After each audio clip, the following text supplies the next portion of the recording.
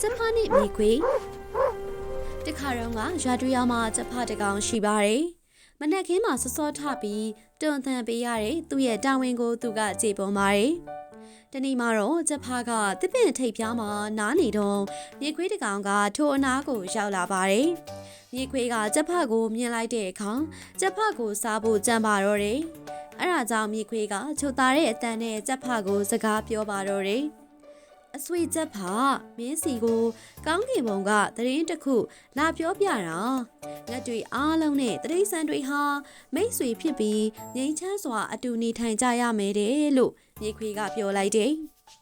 ထိုအခါချက်ဖာကပြန်မိပါတယ်အဲ့ဒါကတကယ်ပဲလားဟုတ်တာပေါ့တကယ်ပြောတာပါအဲ့ဒါမမှန်သိချင်ရင်မင်းအောက်ကိုဆင်းလာခဲ့ပါလားလို့ထပ်ပြောပြန်နေအဲ့ဒီမှာချက်ဖာကညံရှိစွာနဲ့ကောင်းပြီလေခဏတော့စောင်းနိုင်တယ်မလားအခြားသောတငယ်ချင်းတွေလည်းထက်လာကြလိမ့်မယ်လို့ပြန်ဖြေလိုက်တယ်အဲ့ဒီခါမြေခွေးကအံ့ဩသင့်သွားပါတယ်ဟုတ်လား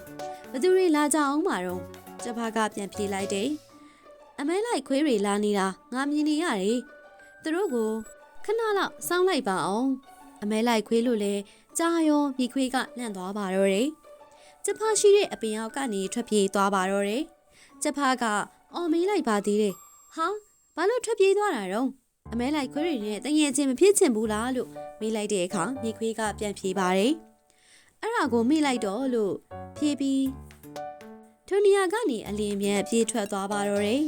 ညံရှိတဲ့ချက်ဖကမြေခွေးစားမဲ့ဘေးကနေလွတ်မြောက်သွားပါတော့တယ်ဒီပုံမြင်လေးကညံရှိတဲ့အတွက်အသက်ဘေးကလွတ်မြောက်သွားတဲ့ချက်ဖကိုနမူနာပြထားပြီးဉာဏ်ပညာရှိခြင်းကမယိုတော့